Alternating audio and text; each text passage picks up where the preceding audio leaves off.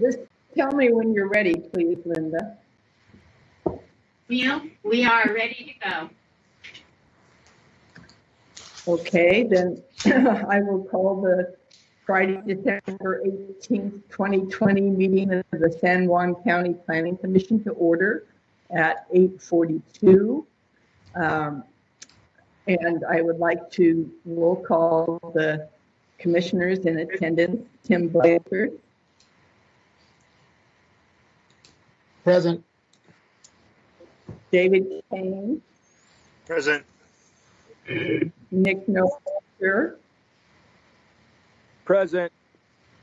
Sheila Gauquin. Present. Mike Pickett. Mike Pickett. I don't see him on the screen. Dale Roundy. Here. Steve Ruby. Camille, he's here. Remember, he's working with. Correct. Okay, and myself, Camille Euler. I'd like to begin by recognizing Tim Blanchard's retirement from the Planning Commission at the end of this meeting. Tim has been an amazing community volunteer. He served on the commission for, I believe, 8 years. This is the end of the second term. He's chaired the commission on a number of occasions, and he has an encyclopedic memory of the work that's been going on the comprehensive plan, and his preparation is astonishing, really. So, Tim, thank you so much for the role that you've played, and if other people would like to weigh in, please take this opportunity to do so. You could each raise your hands. The little hand at the top. Okay. David's got his hand waving one way or the other. Dale? Well, I guess first of all, before we even talk about this being Tim's meeting, I'd like to know why this is Tim's last meeting. At our last meeting, there was this plan to have Tim remain on until the comp plan work that we're doing wrapped up. Well, I can just say it wasn't actually so much of a plan as I just wanted to make the Planning Commission aware that I had submitted a letter to the County Council making myself available if that is the way that they elected to go.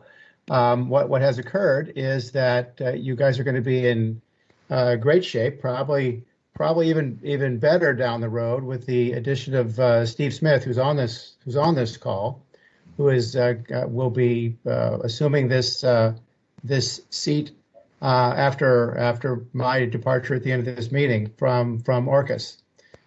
You'll find that Steve's analytical abilities are certainly superior to mine in terms of management of data and those sorts of issues, and his attention to detail is at least as acute. So this will be a very, very good person to take over. Don't worry, I'll still use public access time and annoy you. So actually, we welcome your input, Tim. Believe me. All I can say, Camille, is your compliments are probably excessive, but I will note that when I joined the Planning Commission, my beard had color, and well, there's a remedy for that, Tim. Not one I'm willing to engage in. No, Well, it is what it is. Tim, I just want to say that we will certainly miss you, and it's so good to know that Steve will actually have bigger shoes to fit, or feet to fit the shoes than you did. I was just trying to set him up for, the task at hand. Well, good. Well, we're going to miss you for sure, and we'll look forward to working with Steve. Absolutely, you'll be in good hands, and it's good to have. And I've indicated to the Orcas group, the incoming planning commissioners. Don't worry, I'll find some time to get everybody up to speed on whatever questions they might have, because obviously that was the the principal concern I had was making sure that the Planning Commission didn't lose a bunch of time catching up to where we were. And but that's fine. Things will move forward. And I think we've oddly in 2020 made, I think, more progress than we had made in 2019 on the comp plan update. If one actually looks at documented decision making in any event. That's not to say that Erica and Adam and Sophia didn't move things forward during 2019, but the Planning Commission was able to take some steps and reach some preliminary conclusions in 2020 that we weren't able to do in 2019 for a variety of reasons. So good luck, everybody. Well, thank you, Tim, and good morning to Steve Smith. We'll start by confirming the agenda. Is there any addition or change in this morning's agenda? Hearing none, I'll confirm. Yes, go ahead. I have my hand up, but nobody called on me. I didn't see your hand, sorry. I would just like to say something to Tim also, having worked with him for a number of years now as a clerk, and how much I appreciate his help whenever I was overwhelmed with whatever new process we were using. He and I could work really well together, and I really appreciate his time and effort on the Planning Commission. So adieu for now, but I know I'll be hearing from you here and there along the way. Thanks, Linda. And you know, this whole commission doesn't operate without Linda. So that's true. Thank you, Tim. Okay, let's move ahead to the approval of the November 16th, 2020 minutes. Is there a motion to approve? Could I offer And Sheila, as a second. No, I have a correction to the minutes.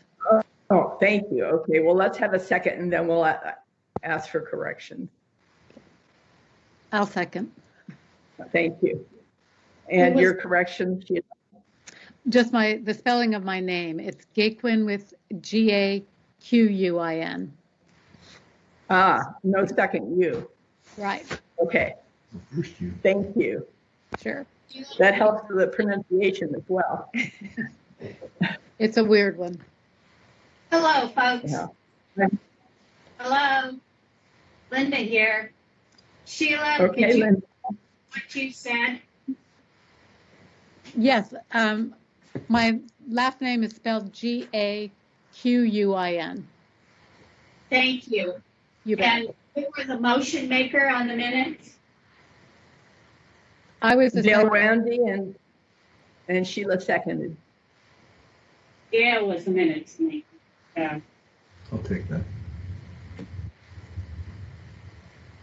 And I All right. believe that Steve already had some corrections to it, and that the fact that his name, even though I made it unanimous, his name's not listed, that could be a problem. So I already know we have that correction also. And Madam Chair, it looks like Tim has got his hand raised. And Dale, you still have your hand raised. You'll need to take it down. I cannot see it on my screen as being up or down, so I will go to my, yes, that's, okay, I couldn't see it up or down, but now I've done it. All right, hand down. Tim's is up. So Tim, your hand is up. Yes, I'd like to, I believe another revision or correction to the minutes, actually clarification perhaps to the minutes is more accurate than correction. And that is that in the entry regarding, where is it? In the entry regarding vacation rentals, so on page 3 of the minutes at the top, this is a section in which six elements of the motion regarding vacation rentals is enumerated. The 5th item, I do not believe accurately not saying it doesn't accurately reflect the discussion because we used a range of terminology. What I'm suggesting is that it doesn't reflect the intended point being made by that number 5 item, based on the discussions that we had and certainly based on my notes. What the number 5 says is that the vacation rental cap should be set so that there's no new vacation rental permits. And then it has an additional clause that says that it's set at the existing level. The problem with this entry is that the existing level, I think, is ambiguous and doesn't capture what I think we were after here. The main thing that my notes reveal about this and the discussion that I believe we had was that we did not want to set an annual number. We didn't want to set a cap that was an annual increase over the prior year type of a cap. We wanted the cap to be a fixed cap.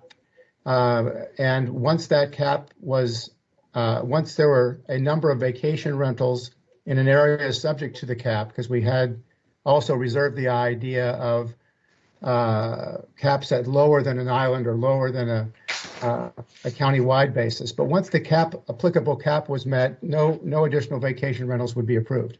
That's what we were after. And so I think that we may have garbled ourselves and made Linda's job difficult in coming up with this language. But I believe that's what number 5 was intended to address. Neil? Yes. The items that you had Adam repeat over and over and over again, listing the 6 items, and that is what he gave me as what the 6 items were. So that's, I don't know what to say about that other than that is what you guys agreed when he read them off. You had to read them off 2 or 3 times. The last time you read them off, that was the wording, and I did check with Adam on these. So Okay, well, I think Tim's point is that that now that we read it in black and white, that there is possible we should revisit that for clarification. Maybe add another, not for the minute change of the minutes, so. That's I was gonna say that's the other way to address this. We can just once we get into an open period in the minutes, we can. I'll be happy to make a motion to clarify that because we really, I mean, like I said, I'm sure it's on us and not on Adam and Linda, because we were having a very good conversation, got a number of things done, and took some definitive action there. I just think that we may have garbled what we were after. I mean, and I'm not even sure that that's right. That's my recollection of what this was about. Since the minutes ultimately will be read by folks, and I can't speak for any other planning commissioners, but I've had a number of phone calls from a number of people who, well, took notice of this decision making by the planning commission.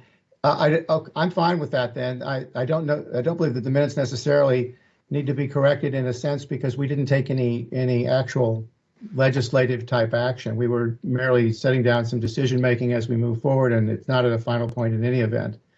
But I think it's probably useful to, if folks agree, to clarify so we can check that after the minutes are approved, from my perspective.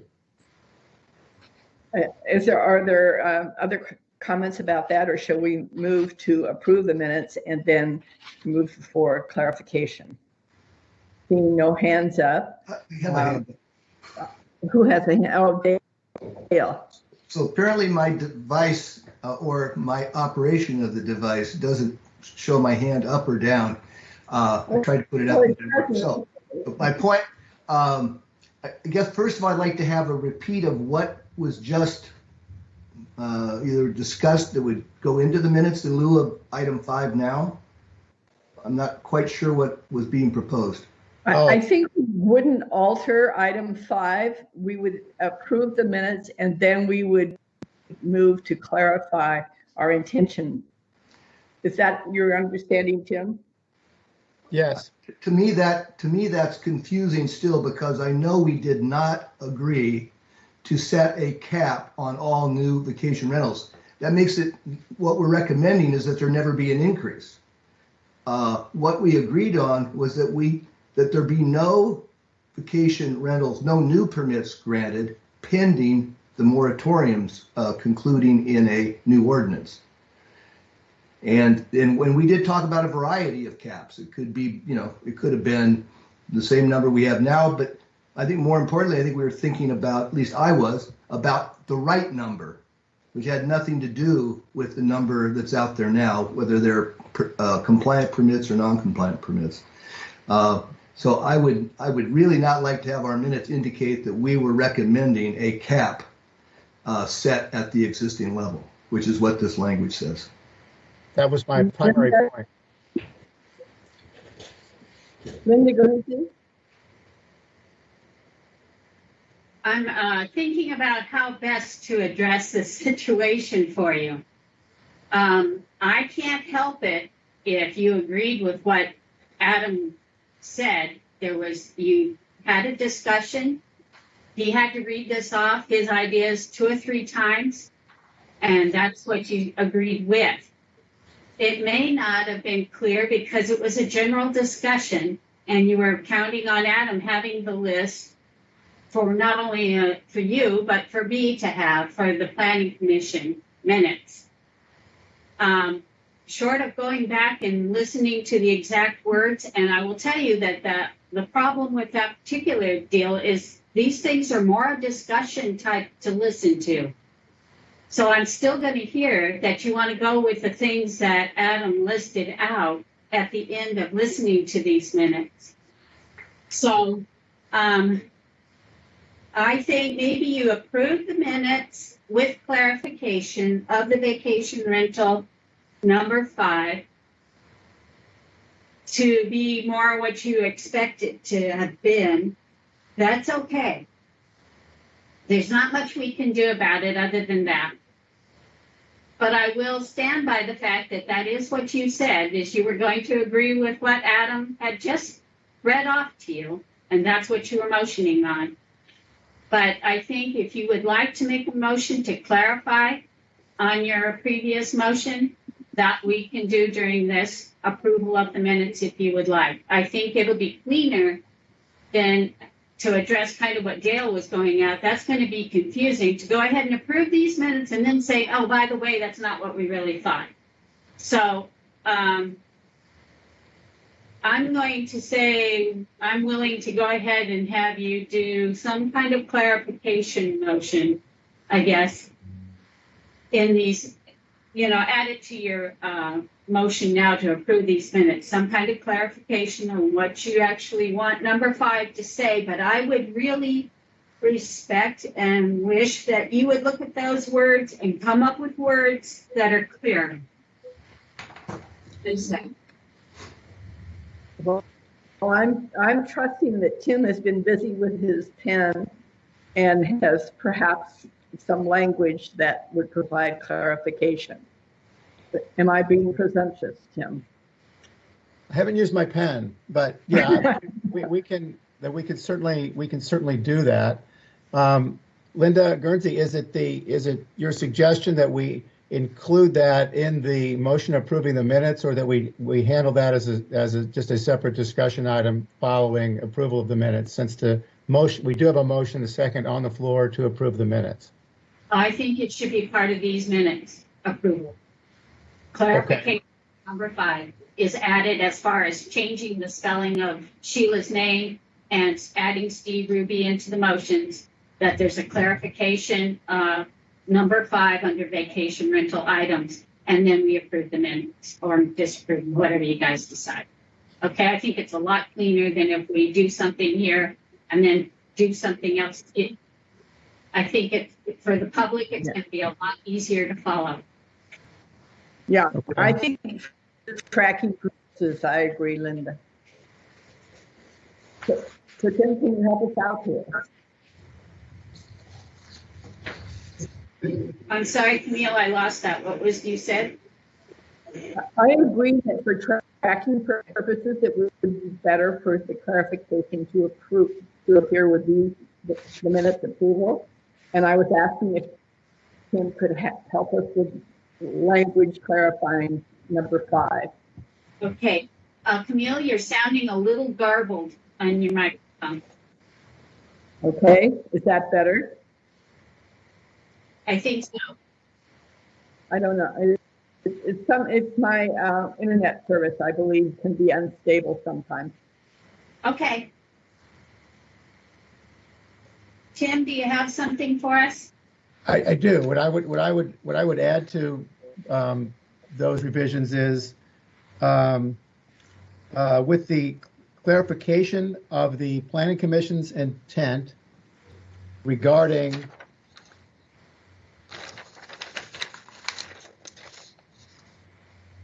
point number 5 in the vacation rentals motion.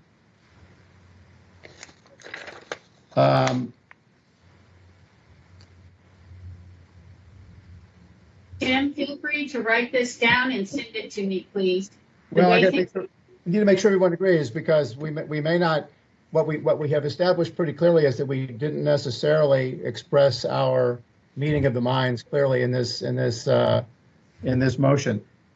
So okay, I will do that, Linda. However, what I think the clarification would be that whatever cap is ultimately determined, it should not be an annual increase limit, but a fixed number beyond which additional vacation rental permits in the areas subject to the cap would not be approved.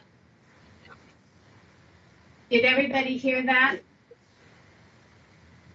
Just nod your heads. I can see most of you. Okay, great. Okay, Camille, I think we have a motion by Dale and a second by Sheila with the change of spelling of her last name, the addition of Steve Ruby into the motion, and this clarification on your behalf by Tim Blanchard. So I think you're clear to call for the question. Okay. Taking the roll call, voting in favor of the motion, Tim Blanchard, Yes. David Kane, Yes. Nick Mullinger, Yes. Nick, you will abstain. You weren't at the last meeting. I was at the last meeting. I was there multiple times and removed multiple times and rejoined multiple times. Did you during the sessions? Yes, ma'am. Okay, here's part of the problem then with this virtual fun that we're having. I use that word loosely. I never saw Nick, and that's why he is not in the minutes. Steve, I know, was there. That's just a mess up on my part. Nick, I never even knew you attended the meeting. That's why you're not listed in the votes on anything. It wasn't just a random erasure. So, if the First Amendment maker, Dale, would agree, and the second maker will add a friendly motion to this motion, a friendly amendment to this motion, and add Nick's name as a voter. And I take it, Nick, that you approved all the motions as the rest of the Planning Commission did, or did you vote differently? I agree with the Planning Commission. Currently, I was going to mention I'm a little hesitant on the current motion with the minutes. There does seem to be some debate that I believe, especially in current times, needs to be solidified before moving forward.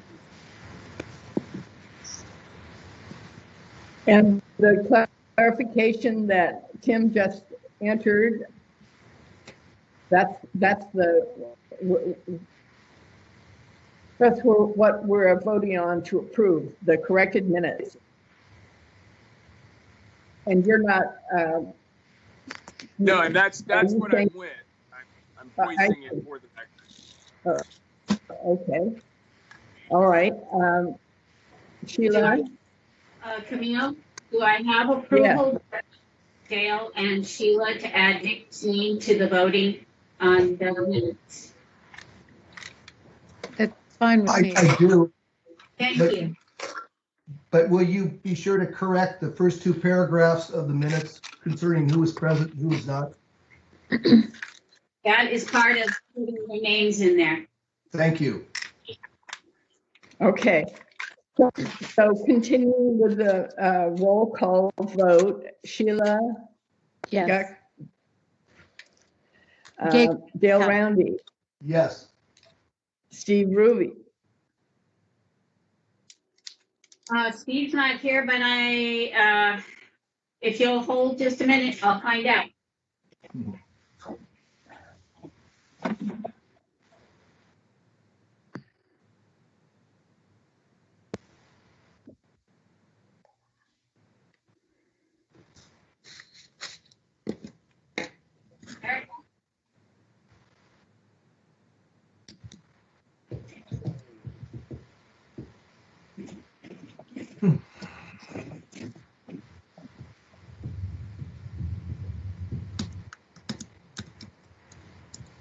Well, I don't know where they're at. And if Steve's not on right now, then my guess is we don't have Steve connected. I don't see his name in the list, so we'll have to just have him be an abstain on this motion. okay. I vote to approve the corrected and amended minutes. So the motion carries. Yes. All right. You have everything you need, Linda. Huh. Well, never mind. That's too broad a question. I withdraw it. All right. Well, we can see the challenges that meeting virtually present, but I think we hopefully have done a good job of correcting these minutes and making sure that we have clarified what we intended. So at this time, I would like to ask Erica Shook, Director of DCD, for an update. Hello, I am here. And I'm still working with Steve, getting him into the system. So I'm just going to keep my update to that. Today's meeting is trying to get the kinks worked out. We'll try and do some training. And I do want, us to make sure that the public can do their public access and all of those things. So that's what I have. And now I'm going to give Steve a call back. Okay, so then we'll move to public access time. Would you please indicate an interest in speaking by raising your hand, or so I can see on the screen? I see and recognize Richard Lyles. Go ahead, Richard.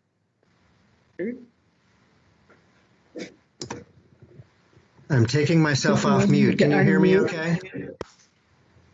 Can you hear me okay? You can now, yes. Okay. Yeah. Thank you very much. Hello, my name is Brent Lyles, Richard Brent Lyles. I go by my middle name, Brent.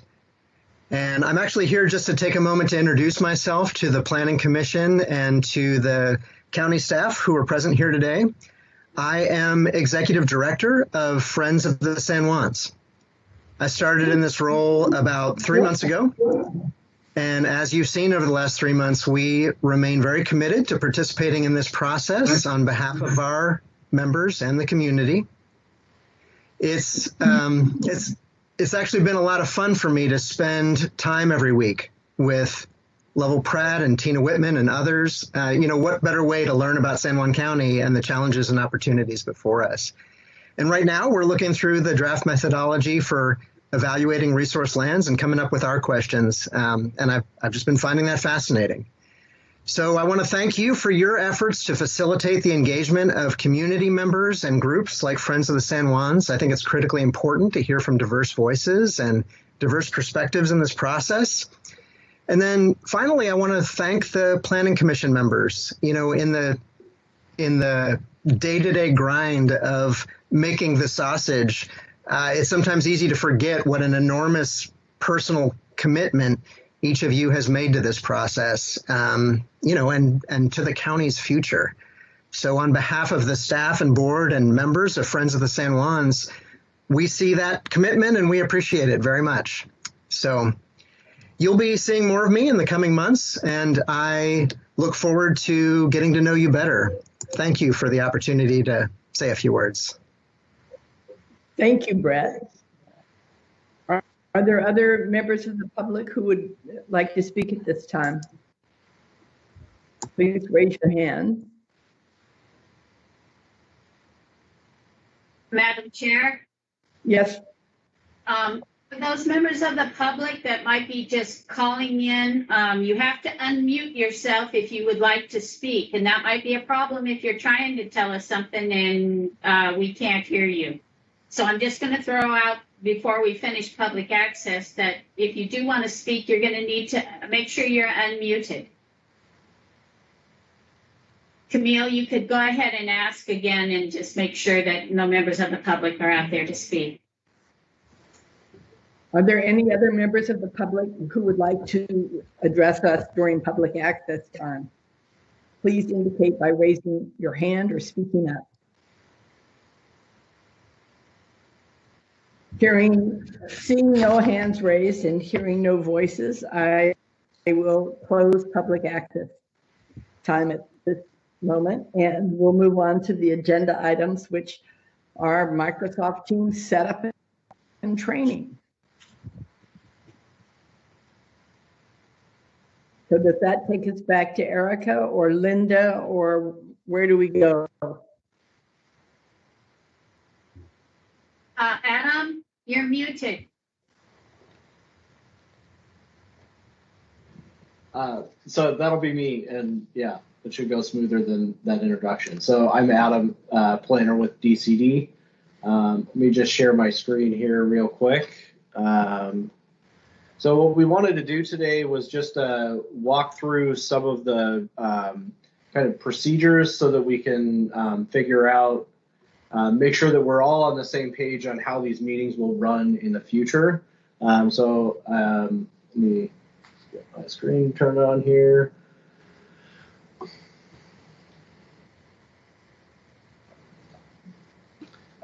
So we've got some procedures, and again, you know, if any of this doesn't work for you guys, or if you want to make changes, you know, we kind of just wanted to walk through how Teams works and how we want these meetings to run. So Teams is this video conferencing tool that we're using now.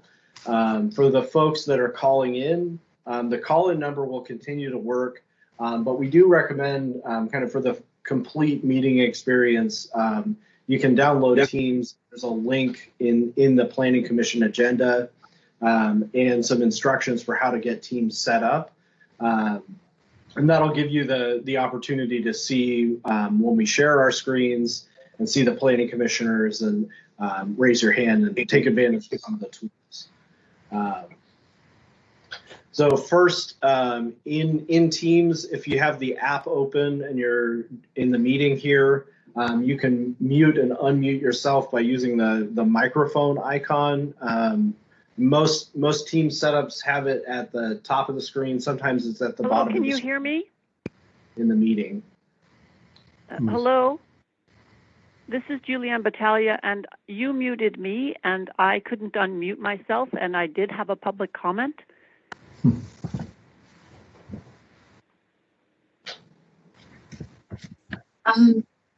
Julianne, I didn't mute anybody, so it's just a problem here. Okay, so anyway, that's what happened. I heard a little message while I was waiting in the very beginning, since I've been on the phone since 8:25, and immediately after calling in, there was a message saying that I had been muted. And so then when it was time for me to speak, I had no way to unmute myself. Yeah, so then I had to call back, and that's what I'm trying to do right now. I gotcha.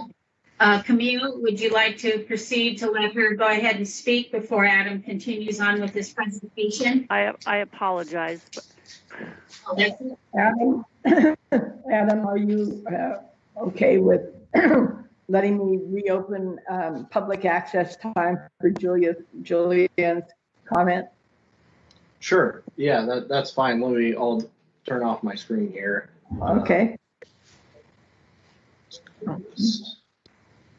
Julianne, would you like to make your comment, please? Yes, thank you so much. So this is Julianne Battaglia from Community Rights San Juan Islands and Rights of Nature.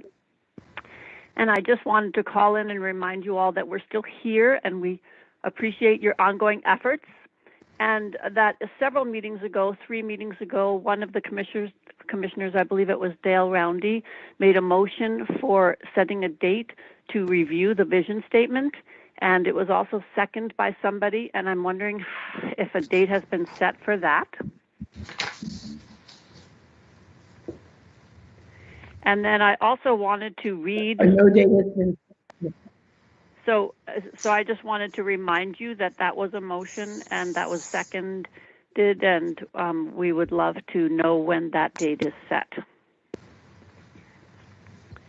And then I'd like to read. When it's set, we will. Okay, thank you. And then I would like to read a little excerpt from a book called The Rights of Nature, A History of Environmental Ethics by Roderick Fraser Nash, who actually is now residing on Lopez Island. And this excerpt is about Aldo Leopold's land ethic. The conservation ethic, its major contribution, was the idea of ethical evolution. Like so many commenters on the subject, Leopold noted the parallels between human slavery and unconditional ownership of land.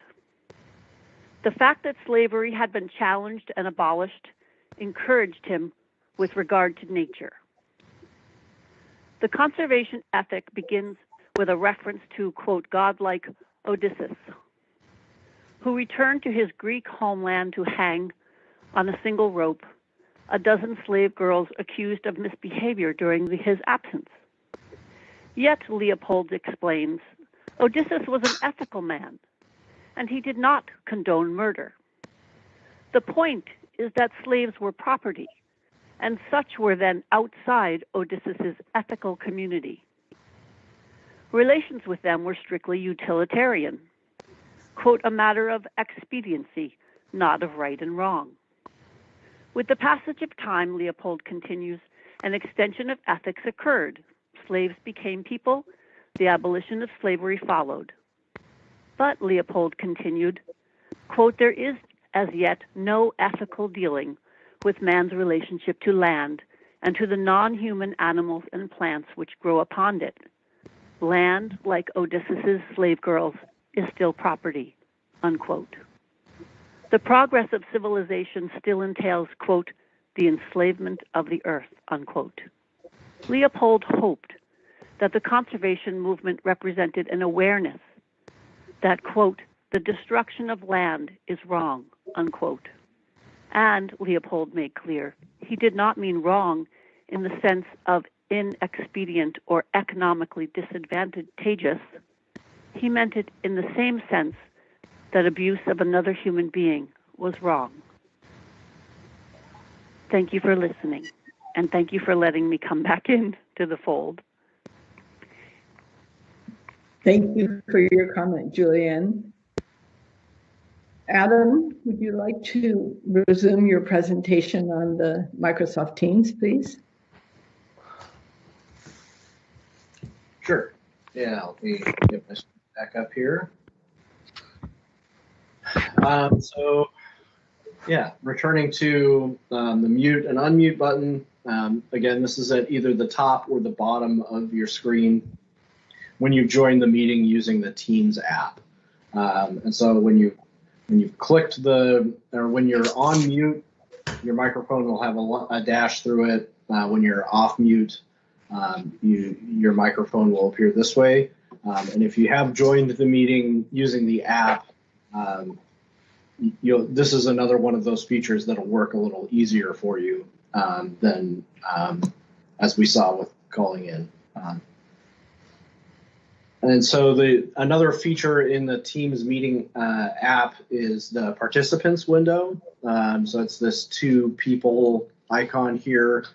And this will show you who's in the meeting. And we kind of expect that we can use this, that the chair can use this during the meeting to manage public access time. So even our call-in participants, you'll see their phone number, and that'll help. We can each participant will have their own entry in the window there. So that might be a way that we can kind of track who's in the meeting and make sure that we're calling on folks and getting their comments. Adam, Mm-hmm. this is Neil. So you're saying that when I opened public access time, if I had clicked on the icon, I would be able to have seen Julianne's phone number, or you would see the phone number. So you won't, with our call-in folks, it won't have their name in there, but I think usually when the county council does their public access time, they'll just read out like the last 4 digits of the phone number and ask them if they have a comment. All right. But yeah, I think that. Very good. Thank you. Yeah, the list will also help too when we have, like today we had, at the beginning of the meeting, we had maybe 10 or 12 people. And so you couldn't see them all in the gallery view, but in that participants pane, you can see, oh, okay, so Dale is in the meeting, or, we don't have Steve yet. Yeah. So I think that'll smooth out that part at the beginning of the meeting. That's also where, as the chair, and I think Linda and I and staff can do this. If somebody is muted, we can unmute them from that pane. But I think that's only something that the meeting organizers can do. But that's another way that we can kind of keep the meeting running a little smoother. Adam, I see that Dale Randy has his hand up, so he has a question. Thank you. At this early stage in going through these sheets of procedure, I'm wondering about this Windows bar. It's on my screen. It's right in the middle of the pictures of some of the participants, as opposed to being at the top or the very bottom.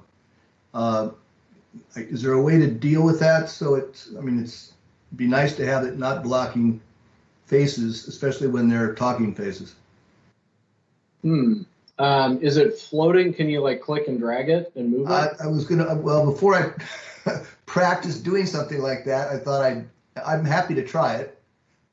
Yeah, that's not, my Teams doesn't look quite like that, but I've got like the full enterprise version, so I might have a different feature. Yeah, I've tried to drag it, it won't drag. There may be a way, I don't know, can you guys see my Teams window? Is that shared with you guys?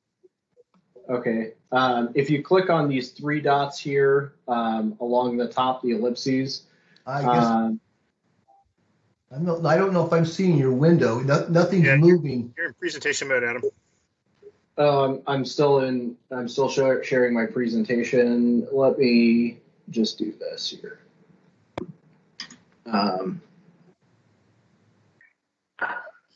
Okay, so now you guys can see it. It'll be a little weird because you'll be on delay video-wise, but along the top here on your toolbar, there's an ellipses. If you click on that and go to device settings, that's another way where you can get into, I guess this is mostly your audio device. There should be a way to get into your settings. Sorry, I'm doing this on the fly. It may be a settings in your Teams meeting. I think maybe I'll look into if there's a place that you can set that where that bar goes, and I can email you with the instructions to fix that if needed. So for a point of reference here, my listing, when I clicked on the 3 dot icon, is far shorter than your list. I have show device settings, show meeting details, enter full screen, show background effects, turn on live captions, keypad, and turn off incoming video. Those are the 6 things I have. Okay. Yeah, I think, I just have a few more features because I've got the county's enterprise version of the software. So I've got more bells and whistles, I think. But I'll look into seeing if we can adjust where that toolbar is on your screen. But I don't know off the top of my head. I don't know. All right, I'm going to take down my hand, but I'll have a question later when we get to backgrounds. Thanks. Okay. Yeah. I think most of you have found this feature. This will be really useful. The raise your hand feature, I think, will be really useful when we get to public access time. And then also as we're managing kind of our video or our discussions. So what we're proposing is that you raise your hand to get to be acknowledged by the chair, and that you have a comment, and then you can raise your hand by clicking on the hand icon at the top there. And then what that does is it lights up, it puts a ring around your box that we can, or your video box, so we can see that you have a comment. And then after you've made your comment, when you're done speaking, you can click on the hand again to lower your hand. And I think this will help us kind of smooth out some of that. Well, it might help with some of the confusion that we ended up with on some of our previous discussions where folks were talking over each other, and then we had to kind of figure out how to get everybody acknowledged there. So that's the hand. And again, this feature, raising your hand, will also be available to the public if they're using the Teams app. And that will help us with that public access time as well.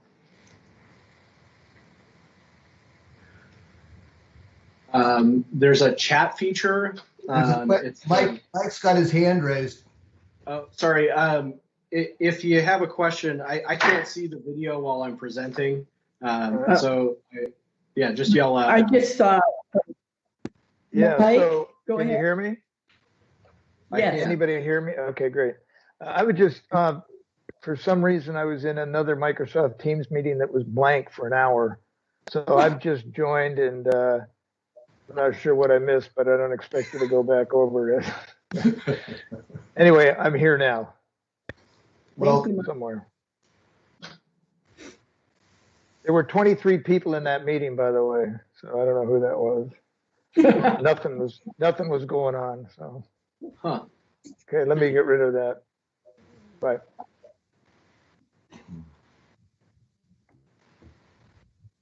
Go ahead, Adam. Okay. So there's a built-in chat feature in the Microsoft Teams app. It's this kind of word bubble icon here. And the chat feature, if you want to type in something in there, it shares to the whole meeting. So everybody that's in the meeting can see what you type into the chat window. For record-keeping purposes, we're kind of asking that we don't use the chat feature except for in those instances where you're making a motion and you have kind of specific language that it's easier to just type out. I think we can type it out and then speak it into the record too. But otherwise, we think it's best to leave the chat feature alone, except for that one function of it. Just to keep the record clean. I think. Just a moment. That chat function, is it currently disabled? Because it's got a spinning circle of blue for like, if I click on that, I don't know what other people are seeing. It may be disabled if you're joined as a guest. I don't know. That's another reason to not use the chat feature really during the meetings, because some folks, well, one, everybody in the meeting can see it, but anybody that's joined by phone is Uh-oh. My presentation got interrupted there. So anybody that's joined by phone won't be able to see what's typed into the chat feature. So it's really not a great, for our purposes, I don't think we should really use it. I think, Mike, you ended up sharing your screen with us. What do I do? Right next to the microphone, that box with the X, yeah, if you click on that, there you go. Okay. Thanks. No problem. Yeah. So that brings up a good point here. I'll share my screen again. So this box with the arrow next to the microphone here, that's your share tray, and that's how you share your screen if you want to. But as we just saw, if you start sharing your screen while I'm sharing my screen or somebody else is presenting, it interrupts that presentation. If that happens, just clicking it again will stop sharing your screen. So we just looked at the clicking on the ellipses here and some of the other options. For the folks that have it, have the full version, you'll have an option to turn on live captions. If you click on the three dots and go down to turn on live captions, and what that is it's a speech to text closed captioning for the meeting. It's not perfect, but sometimes if you're having trouble hearing what folks are saying, it might help keep track of what's going on in the meeting. But that only turns it on your computer. It doesn't turn it on for everyone. Under the ellipses too, there's the apply background effects. That's how I've blurred the background of my video. You've seen, I think Erica's got the Stewart Island picture as her background. You can change your background there. I think most of the background effects are only if you have the full application, if you're just joining as a guest, or if you have the free download version of Teams, you may not be able to apply all of the background effects. I think you then would have to upload a picture to replace your background with. But that's where you can find it. And I think this might be a time for, Dale had a question about this. Right, I do. But it also, I'll precede that with another question. So how do you get the non-guest version? I guess I must have signed in on guest because I assumed that's what I was. Am I really a participant as opposed to a guest?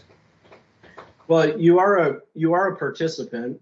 There's a free version of Teams, which anybody can download. But then I have the enterprise version because the county has bought Teams, Microsoft Teams. Just like I don't know, Microsoft Word has a free version that doesn't have all the features to it, but then if you have the full version of Microsoft Word, you have all the features. So I think the bells and whistles come with the version that you pay for. So I guess probably in reality, the public is going to be on this limited version and will be with the public. Do you know what it costs to get a full-blown? I don't, but I would bet that Microsoft would be more than happy to tell you. Well, maybe I will be more than happy to call them. Yeah. Okay. Unfortunately, I don't know what the full application costs.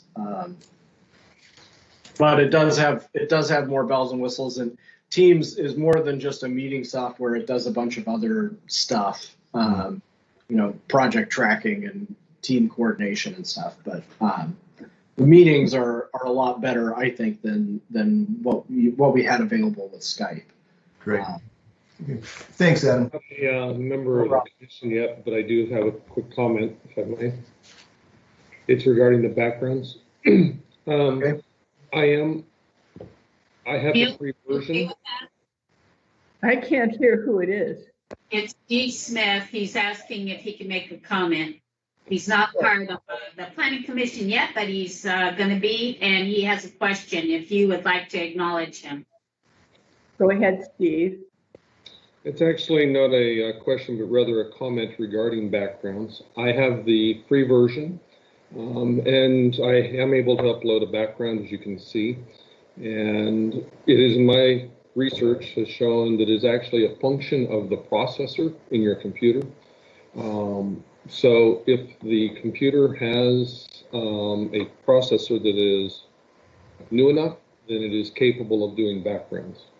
So it's not a function of whether you have the paid version or not, but rather whether you have a computer that is capable of running it. Ah, Thanks. good. Yeah. Thanks, Steve.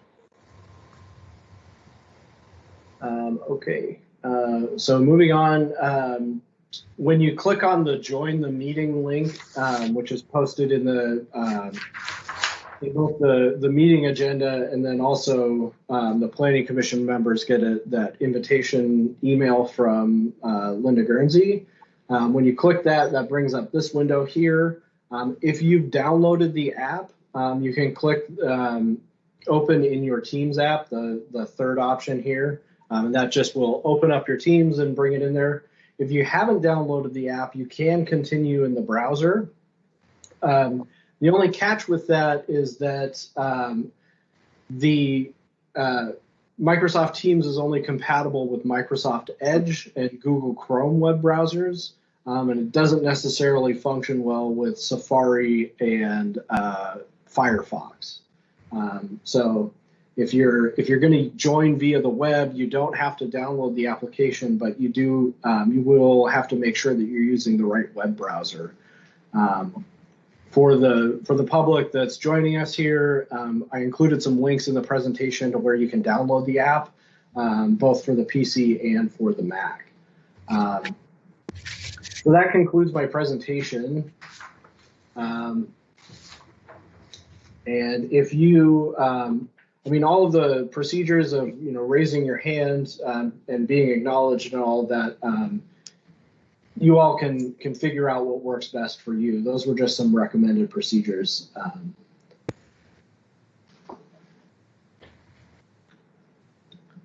Any other questions? I see that David Kane's raised his hand. Yeah, David Kane here. So I do have I've downloaded the software. I'm not running it in my browser. I've confirmed that by closing my browser. But I have a concern that I can't use the chat function if I'm going to be writing motions now that with the loss of Tim, we're going to need other people to write motions. And when I click on the chat function, I get the circle of death, what I call it in Microsoft, the blue circle is spinning. So I think we need to address that. And while I don't believe we need all the bells and whistles that might come with the enterprise edition of this, I do think that the planning commissioners at a minimum need to have a full feature set that allows them to effectively communicate. So that's sort of a broader question that goes to Erica and the team on your side as far as how we implement this. But I don't think we're not there yet. I'm concerned with that.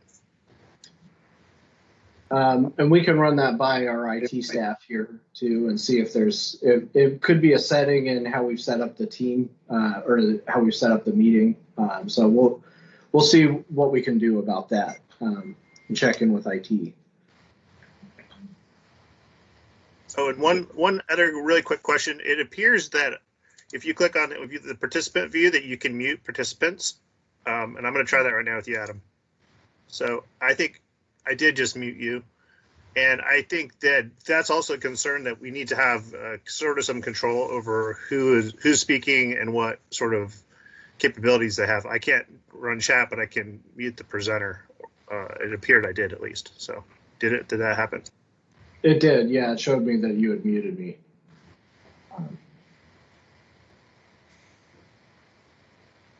Actually, that could come in handy at times.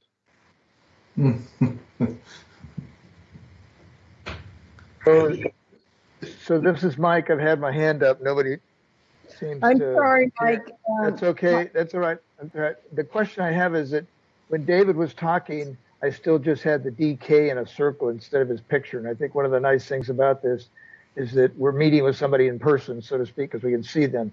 Is that supposed to happen when, I mean, right now, the only 3 people I can see is Steve Smith, Dale, and Adam. So what you may want to do, Mike, is try clicking on the ellipses there at the top, the 3 dots. And does it say, is there a gallery and then with a check by it? Gallery's checked. Try the large gallery. Maybe that'll bring up more pictures. It only displays a certain number of panes at a time. Like I've got 6 people in larger panes, and then the rest of the participants are down to the smaller ones. So that may be part of it. That didn't help. All it gave me was a blue circle with 2 arrows. Now I go back to that screen. I see Tim, Sheila, and Adam fishing.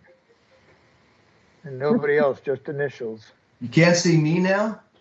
I see you Dale? fishing. Oh no, I can't see Dale. Now, if I click on D, I can't. I got a nothing. So that's it. I don't know what it is with the picture thing, but you never know who's going to show up. Yeah, I only see Mike and Steve. It's strange.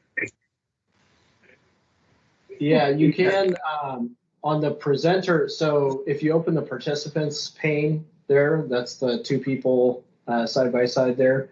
If you see somebody that you, so like if I'm presenting and you want to make sure that I'm showing up there, you can click on my the 3 dots to the right of my name, and then there's 2 options. There's a spotlight or a pin. And if you pin somebody, they stay in the window there. And if you spotlight somebody, I believe, then I'm just the only thing that you see there. Yeah, I don't see you. I got a comment. Hello. I'll share my screen again. I'll show you what I'm talking about here.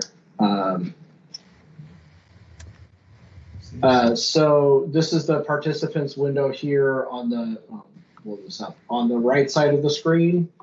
If you were to click on so when you hover over, the 3 dots show up here on the right hand side. I can exit the spotlight. Let's say I wanted to. Let's say Erica was presenting. I could. Because she's on hold. Won't let me pin. So the council presenter, let's say, if I pin them, then they stay in my kind of larger previews here, or I can spotlight them, and then I believe if they were sharing or had a video, then it would be larger. But those are 2 ways that you can kind of fix who's going to stay in this larger view here. But I don't know Mike's problem. I don't necessarily have a fix for at the moment. No. Linda Guernsey? Camille Nollinger has been trying to get somebody's attention. Okay. Yeah, so just comment. As I've been using Microsoft Teams now for a while with the Department of Health Rural EMS grant, and a lot of the settings, participants being able to mute each other, that's all. You can change those all in the initial meeting setup of who can do what and restrict those functions. And the chat, I'm on the guest version right now. I'm not logged in as a member, and chat does work. So it could be a computer issue that you're having, but it should be allowing chat no matter what level of package you have of Microsoft Teams. It should be pretty uniform in that sense. But that muting issue should be able to be set and established in the meeting setup before the meeting invite's sent out. Nick. So DK, Oh, David, you're muted. Sorry. Right now I only see Steve Smith in my video. Could I do a share screen? Just so we can see what's happening here? Yeah, I suppose. I think that would work. Everybody's going to see your screen though, so yeah. Yeah, watch out. There's my messy desktop. Yeah. We've got some Okay, PDFs. that was a fail. I'm gonna try it one more time. See if I can pick the right window. Nope. I don't think that worked either. Last try and I'll get at everyone's hair here. Nope. Shit. Sorry. So yeah, so I'm seeing no videos except for Steve Smith. However, I see 11 other people on the screen. So I mean, I don't see anybody, but I see circles with initials in it. And I wonder if we should be prioritized. The planning commissioners should be the ones that are pinned, as opposed to some random configuration here. Mm-hmm. Sheila?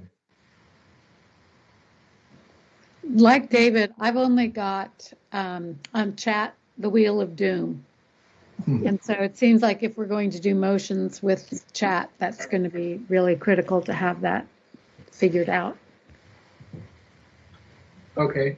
Yeah, we'll take a look at. We'll figure out what's going on with the chat. It could be too that maybe the chat feature is just problematic for that, and we can just stick with the old way of just saying the thing and making sure that we have it written down too, if it comes to that. But I'll check in with IT and see if there's a setting on our side that may be causing that, or if there's a way we can fix that for you guys. And any other questions about the teams or kind of how we're going to work the meetings moving forward?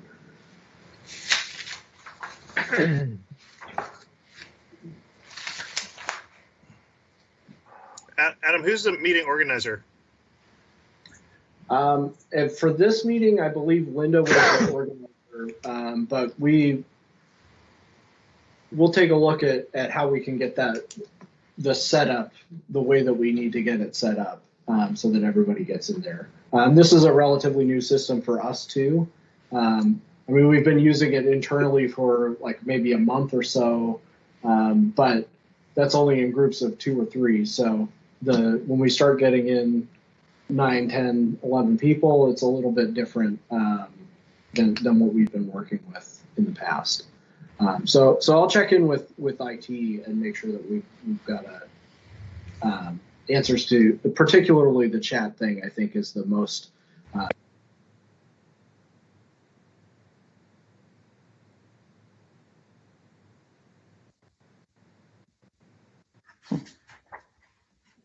Crazy. Oh, somebody muted me.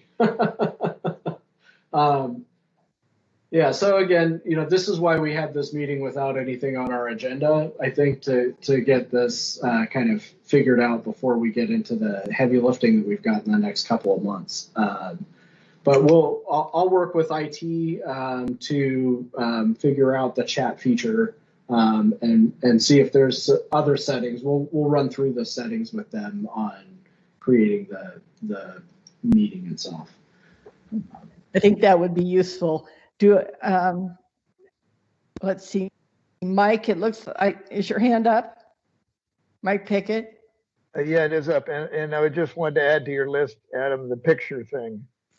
Because I right now I can see 7 people and I can't see the legislative room and I can't see Richard. So it changes kind of randomly and I'm not sure why. And it makes it less effective. Thanks. Mm-hmm. Okay. So now I see the chat's working. Steve Bernheim just chatted, and now it looks like it can respond to the chat. But it's Steve's point. He says that, as an outside participant, he can mute everyone. He could accidentally mute everyone. Someone could really wreak havoc with our meeting So I think we know that's happened. There's been security issues with Zoom and other platforms, and I think we'd be wise to set this thing up so it's can minimize. We can maximize our effectiveness as actually getting work done.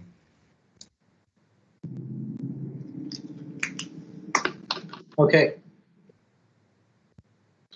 Okay. Any other questions? Well, it looks like Linda might have her hand up. I don't see it. Oh, yeah, I do now. Okay, Linda. Linda Guernsey. Is she muted? She is, yeah. Huh. Oh, now she's not muted. Linda, did you have a comment or a question?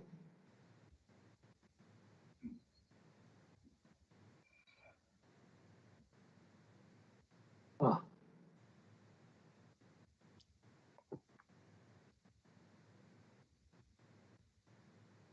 Well, I'll follow up with Linda if she did have a question. Oh, now she's put her hand down. Okay. Yeah. Okay. Well, shall we? This is Steve Smith, just interrupting to say that I put Linda's hand down. I should not be able to do that as a guest. Okay. Yeah, we'll adjust the settings to make sure that we're that we don't get blown up. Yeah. That was, this is, yeah. I'm going to put my hand up. So now that, okay, I've got my hand up, Mike Cricket. Now I'll take it down.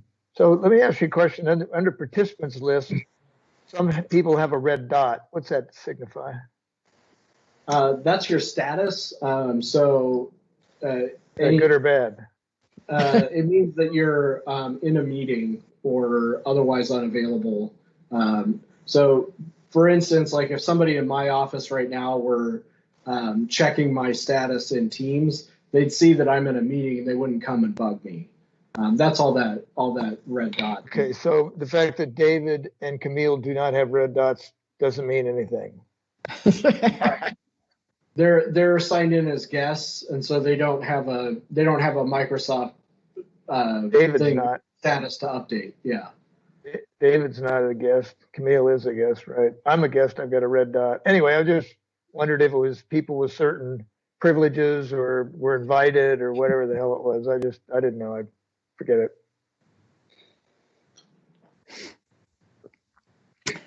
Okay, so shall we move on to the comprehensive plan update, the commission schedule?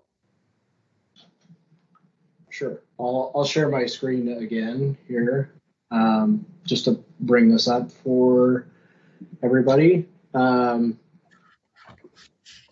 So I wanted to just look ahead at the next couple of meetings.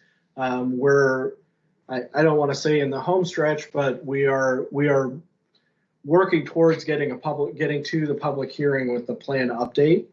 And so the next several meetings are going to be pretty important. So as we start to look through this stuff, I just wanted to give you an idea of where we're heading.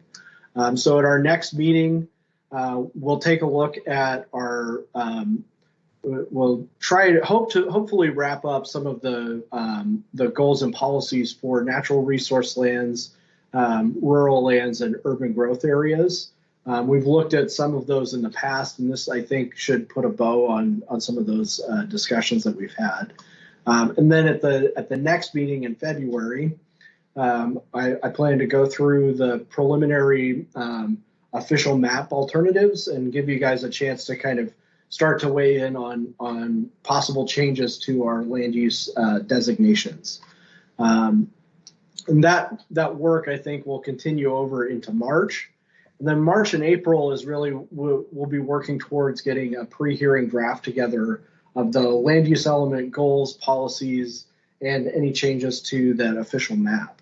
And the idea there is that the pre-hearing draft will be kind of the thing that we're asking the public to really weigh in on. And then after that April meeting, So sometime in about May or June, we're hoping to have some virtual public workshops on that pre-hearing draft.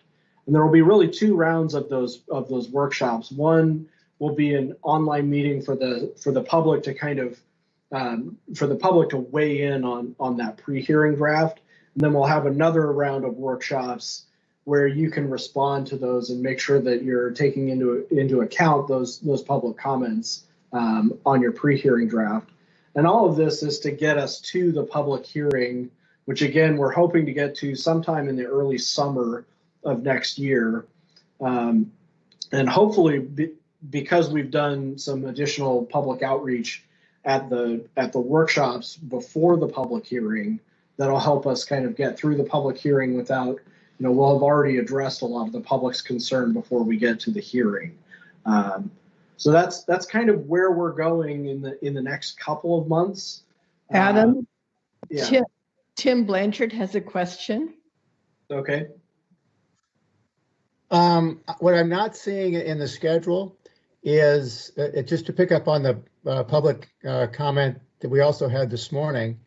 Having made the decision to revisit the vision statement, it would seem to me that we need to do that sooner rather than later before we move forward with finalizing goals and policies under any of the elements.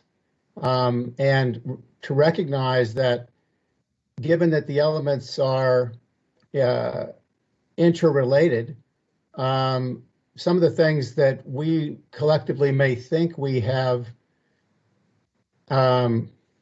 decided, now I can actually do air quotes now since we've got this system in other places. So I'm a little concerned that if in January we're putting a bow on land use without having completed a vision statement, I don't even know how the Planning Commission, even in theory, goes about doing that, since everything is supposed to flow from the vision statement.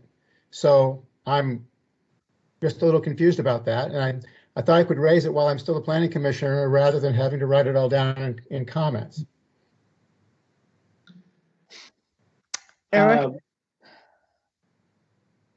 Erica, would you like to respond? Yes, thank you. I just wanted to report that I do think that Steve is able to listen to the meeting. And he's in there as a guest. So we'll have some stuff to work out. And I did hear some of the conversation about some of the tech issues. But in terms of the schedule, I think that the land use is going to take us longer, and I don't think necessarily we'll put a bow on everything. We will take the time that we need to take to make sure that we have an internally consistent document and that you're comfortable with where we're going with everything. So I hope that's clearer. We're trying to give you an idea about what's coming up next without trying to presuppose how long it's going to take or that we're going to get stuff done. We just know that folks are wanting to know what's upcoming, so we're trying to do that. So hopefully that helps. Thanks. I wasn't trying to throw a monkey wrench in this because, as I think it's been clear from my statements in prior meetings, I still fail to understand why any revision to the vision needs to happen, because I don't think the vision has changed, as opposed to potentially approaches to assuring the vision or advancing the vision through goals and policies. But having made the decision to do that, the monkey wrench is already in the gears. So to the extent that that's true, it seems to me that that needs to be done and resolved so the Planning Commission is able to move forward with its analysis and discussion recommendations for policies, for goals and policies consistent with the vision. That's my only comment. Otherwise, I'm afraid we may be in a position where we are subject at these later points with comments that are either out of order because in a parliamentary sense, because the vision statement's already been resolved, or Well, I guess that's the main issue. We may be getting comments that we should otherwise not be further considering because they may be inconsistent with the approved vision statement. Right now, having reopened the vision statement essentially, or agreed to review the vision statement, it really puts everything in a state of flux. Unless we can reconfirm the vision statement. Correct. So, but I'm saying that's a step that I think needs to happen. And I don't even, well, yeah, that's all.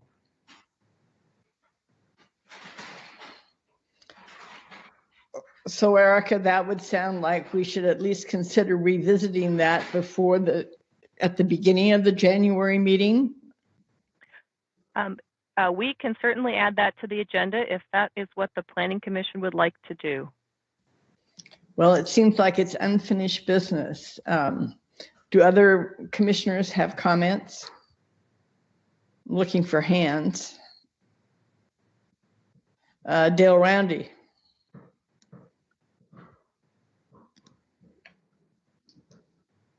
Dale, do you have a comment? Am I on now? Yes. Okay.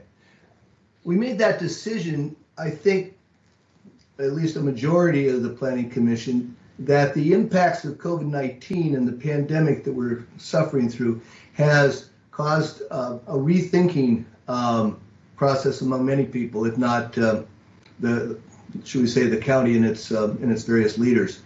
And that's why I think we agreed that it made some sense. Whether it made sense for any particular cause that may feel that the vision statement would need to be modified to accommodate, I guess that's another question. But I think it does make sense that if somebody convinced the Planning Commission it made sense, there might be other people out there, other citizens that might think it's worthy of reconsideration at this time. And whether we come to the conclusion that it's not necessary, that, as Tim pointed out or argues, that it's already covered in our current vision statement, the opportunity to deal with pandemics in the future or continuation of the one we're in, good. But I think it should be on the agenda, whether it's January.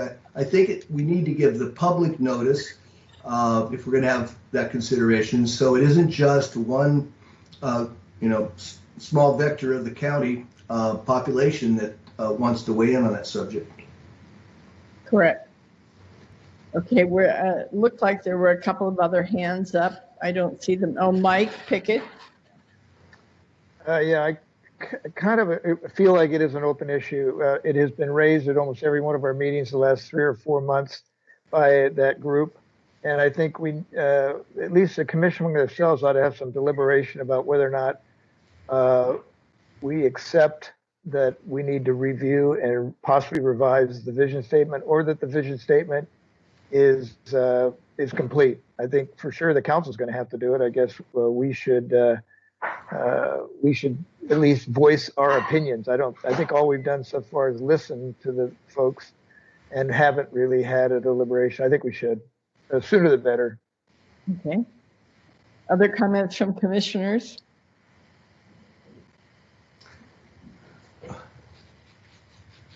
Yes, I do. I don't. I'm raising my hand again. Oh, Dale. Okay.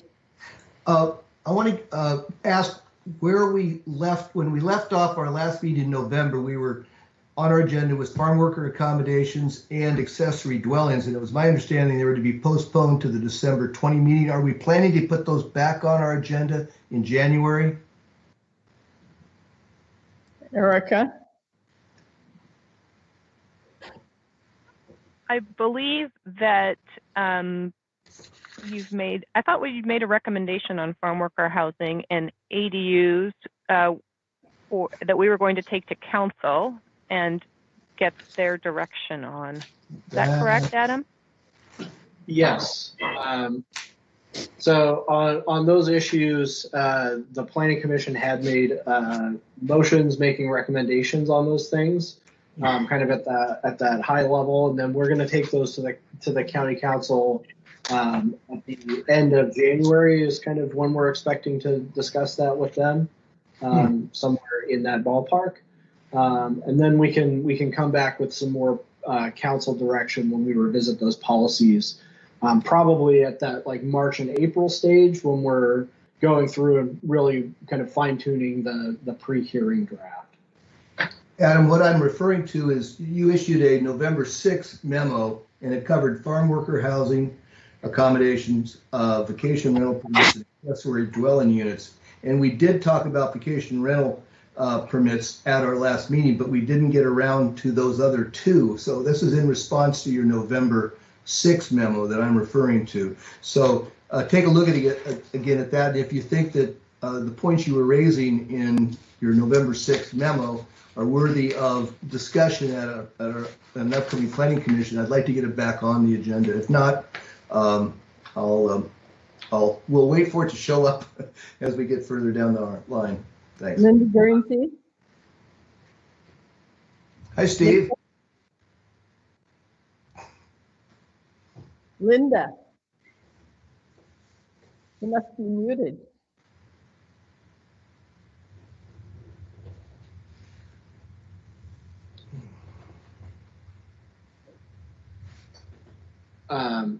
So to respond to that, I'll keep that in mind, but it was my understanding that we had kind of gotten through those issues at the November 20th meeting.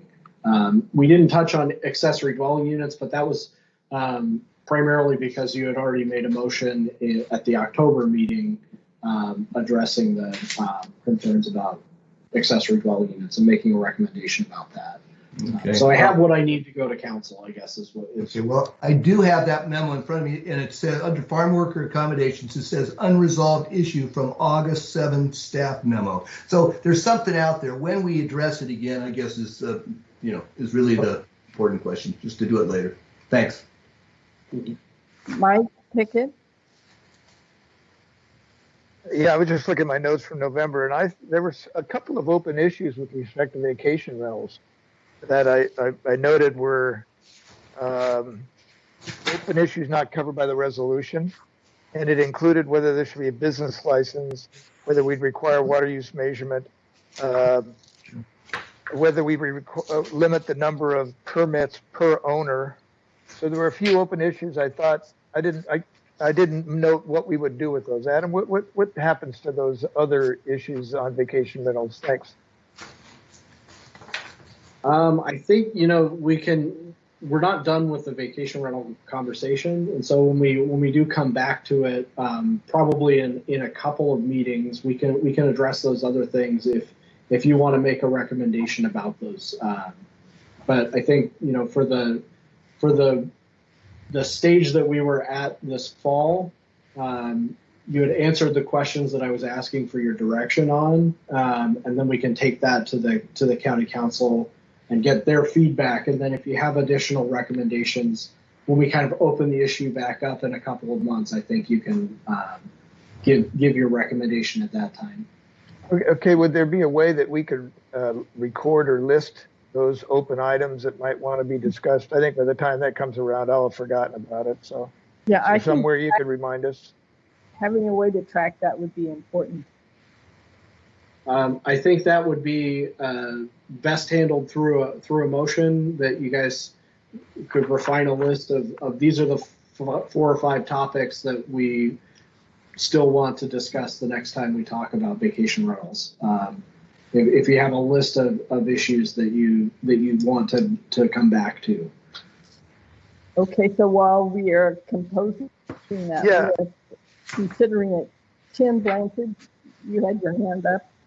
I just wanted to remind folks that in those earlier motions, we expressly reserved consideration of additional potential issues, and in particular in connection with vacation rentals that might come up depending upon the nature of the cap that was put in place. So it's not as if we have passed up on the opportunity to review those additional things, in part because the public has made comments and suggestions about some of those, water monitoring, for example, and other points that have been proposed to us that we haven't affirmatively addressed. We've moved forward, moved forward on those issues, but haven't affirmatively addressed or explained the rationale for that. And again, explain the rationale is something we haven't gotten to yet. Following public hearing, in the public hearing process, it'll be necessary for the Planning Commission to make a set of findings in order to back up those positions, because chances are not everyone will agree with everything, and so those findings will be important to the defensibility of the ultimate goals and policies adopted in the plan. So, not to be concerned that we've gotten ahead of ourselves on those points. We did reserve it. In any event, findings and findings will have to be adopted, and we have a series of additional public interactions and participation elements even before we get to the hearing stage. And so nothing's set in stone until after those hearings in any event. So I just, for those who are not familiar with this process, since we haven't gotten to a hearing on any of the elements in the comp plan update yet, nothing has gotten away from us yet, or from you yet. You're still us, Tim. From the Planning Commission, yeah. Okay. Thanks for your edit, Camille. Okay. So are we satisfied that addresses our concerns there, and then we need to back up and decide what we're going to do about the vision statement? Do we want to put that on the agenda for January?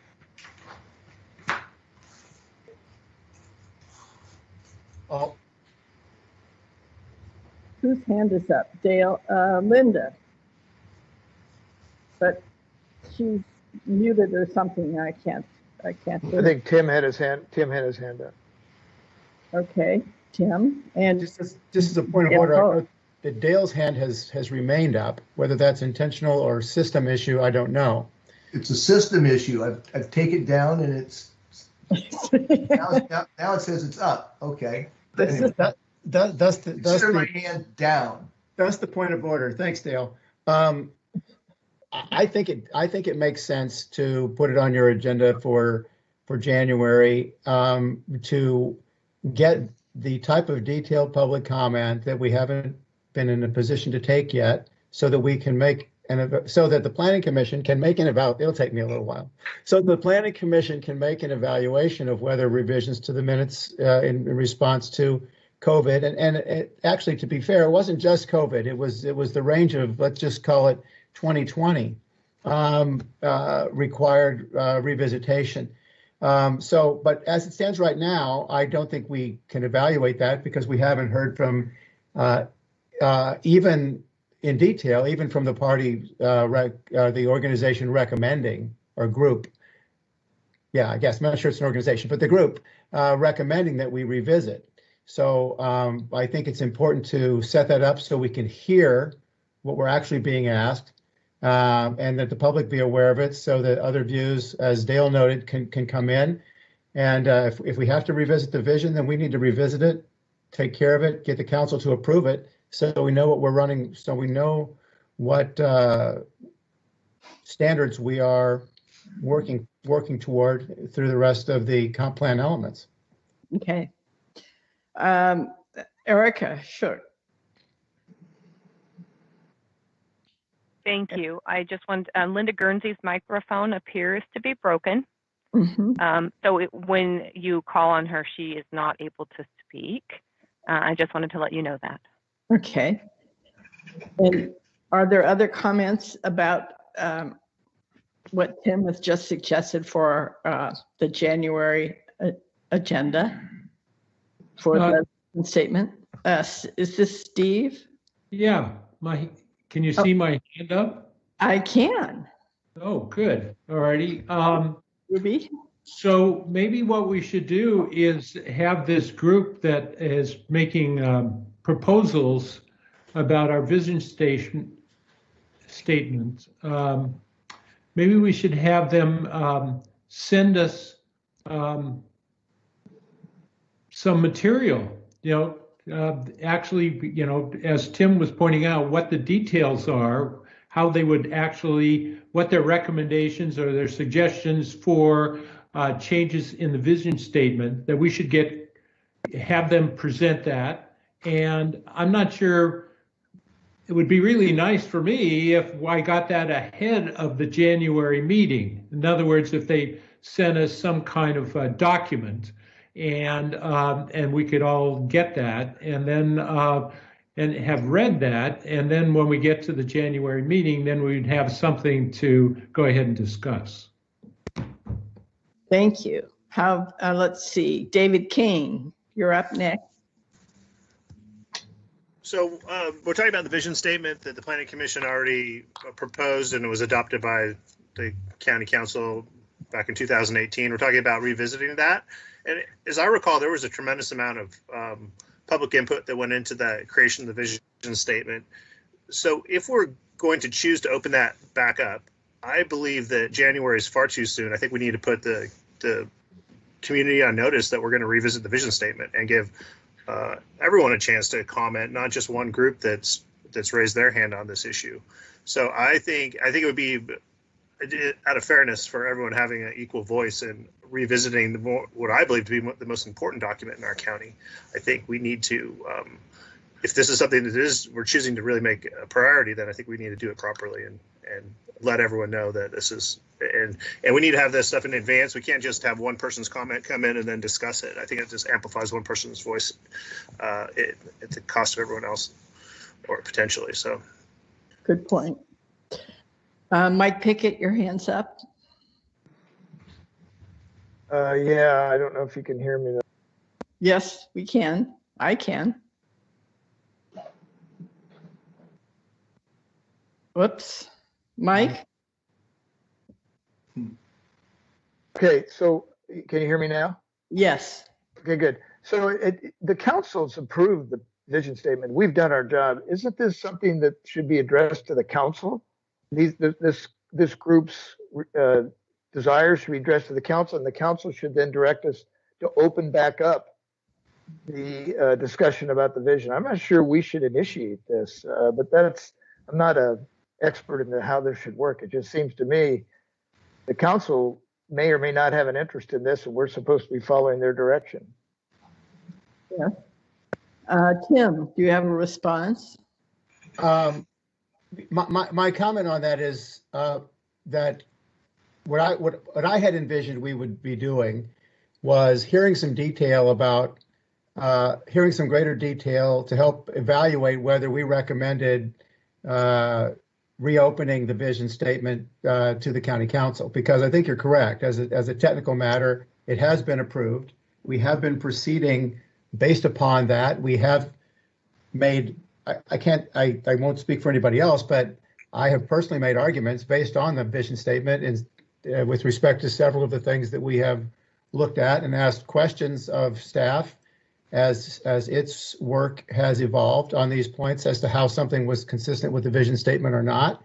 And changes have occurred in staff reports and draft language based on those questions. Again, in the fairly informal process we've been using, looking at consensus in terms of molding those documents that ultimately will factor into or flow into the formal hearing process.